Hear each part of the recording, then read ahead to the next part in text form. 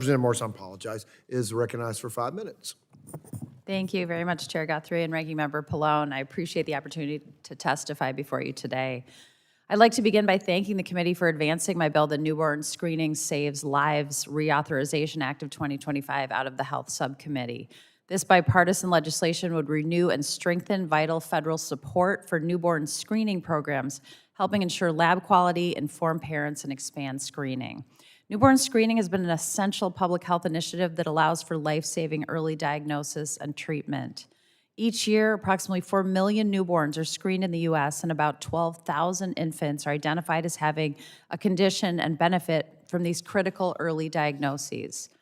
The long history of bipartisan collaboration and support for the newborn screening program has been instrumental in helping improve diagnostic tools, expand screening access across states, and even support the development of rare disease treatments and therapies. This week, I had the privilege of meeting with the father of one of the many families personally impacted by a rare disease newborn screenings could help identify and treat.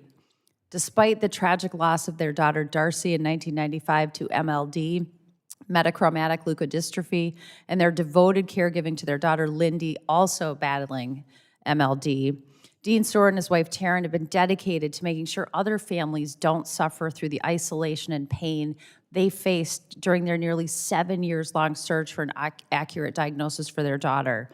Thanks to the dedicated work of fierce champions like the Sewers, along with other rare disease advocates, researchers, and physicians, we've seen incredible advances in the field of newborn screening.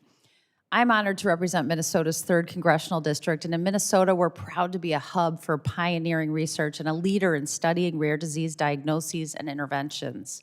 Recent developments and advances in cell and gene therapies show how investing in these programs can transform long-term health outcomes.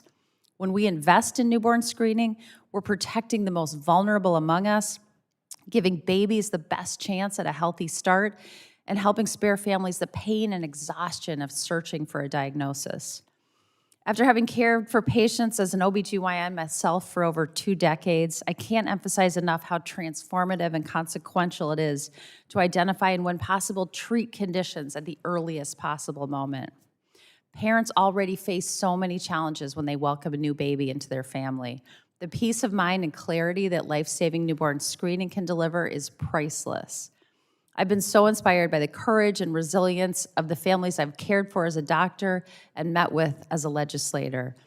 They persist regardless of the, at times, all-consuming caregiving responsibilities they have, and despite the heartbreaking losses some endure.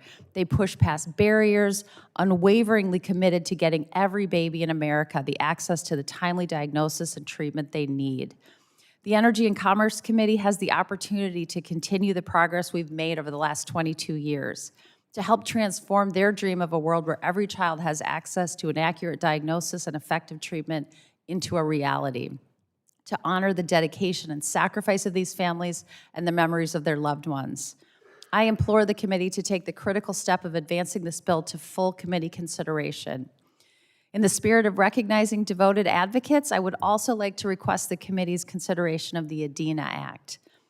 While at sleepaway camp in 2022, a constituent of mine, Adina Togel, was rushed to the hospital following a severe allergic reaction to a prescribed medication. Since the incident, Adina and her family have been fighting to make sure no other family has the same frightening experience. The ADINA Act would require pharmaceutical companies to clearly label major allergens and gluten present in their medications, bringing greater transparency, protecting patient safety, and delivering peace of mind to families like Adina's and so many others.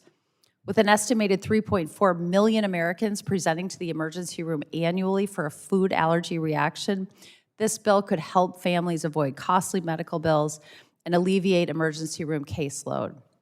I look forward to continuing to work with the committee to advance policies that protect our children's health and safety. And with that, I yield back.